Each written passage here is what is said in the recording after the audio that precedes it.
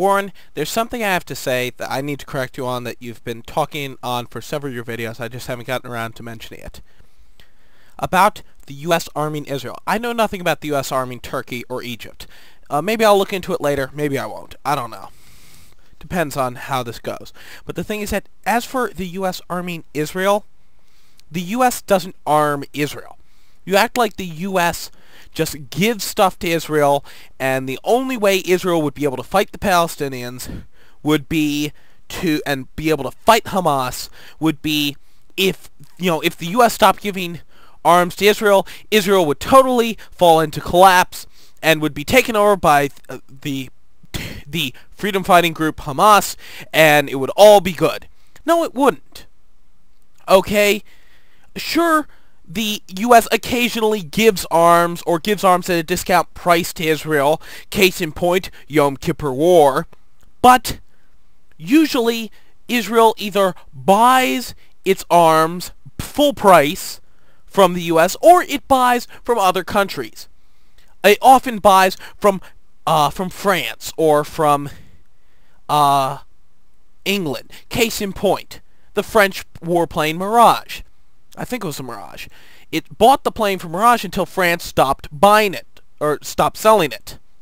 Then what Israel did is it took the weapon, it manufactured it itself, and it improved on the weapon, made it better weapon. Now, I believe that it now uses U.S. F-16s, though I could be wrong.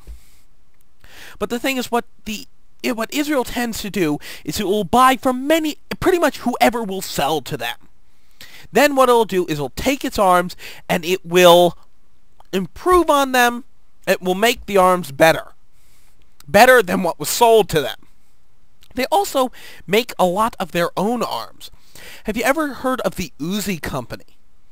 I'm sure you've heard of the Uzi, the handheld light machine, 9mm machine gun. I believe it's 9mm, but that doesn't matter.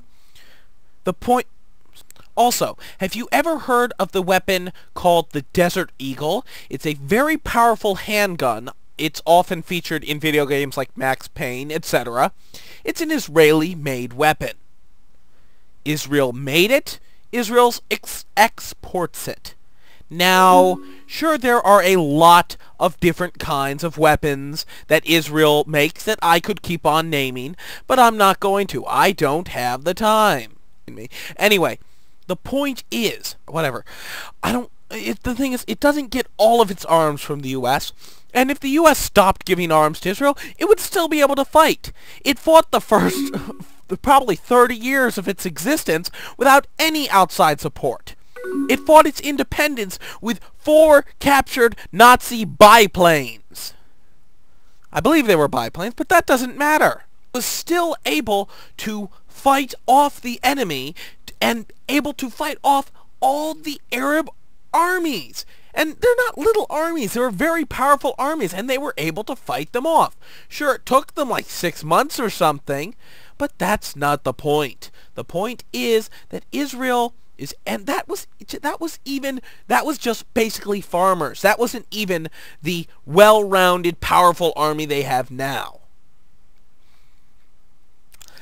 Israel will fight with what it has to fight with. And just because it doesn't get U.S. support, or does not give U.S. support, doesn't mean that it's going to roll over and die. Now, as for my view of anti-Americanism, I believe the reason for anti-Americanism is the fact that 1940s or so to 1970s, the U.S. screwed around with the politics of the area, fucked over a hell of a lot of people, and in the end pissed people off.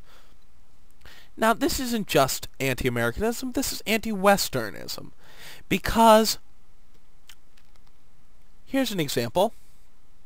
The reason why a lot of Arabs hate the West is because after World War I, Britain had promised a shitload of people land that was going to break off the Ottoman Empire.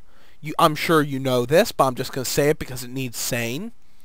And it basically promised some areas to 5 different countries. There was one area, or not, 5 is an exaggeration, but let's say there were some areas of Saudi Arabia that were actually promised to 3 different groups.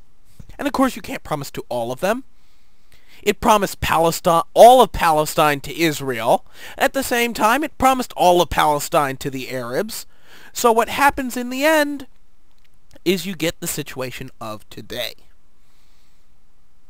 This is Joe Bob 1/2, preaching love and peace.